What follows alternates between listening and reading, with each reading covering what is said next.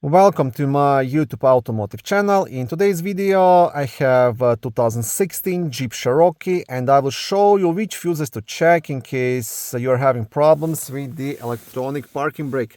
So in case it's not engaging or you're getting error message here on the instrument cluster.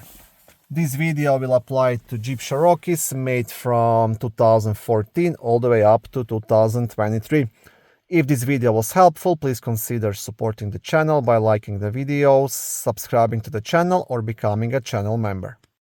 Okay, so the fuses you want to check will be located in the main fuse box, which is under the front hood on the driver's side, right here.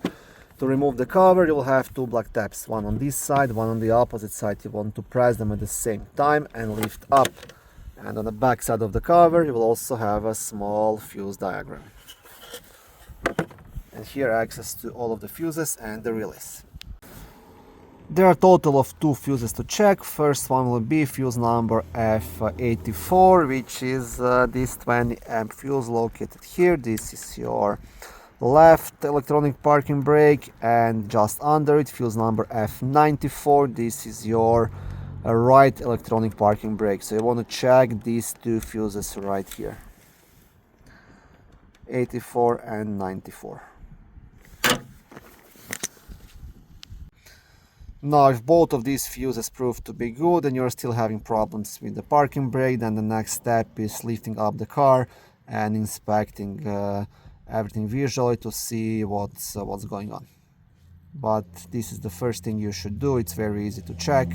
It takes only 2 minutes, and if one of the fuses is burned out, just replace it and that will fix your problem.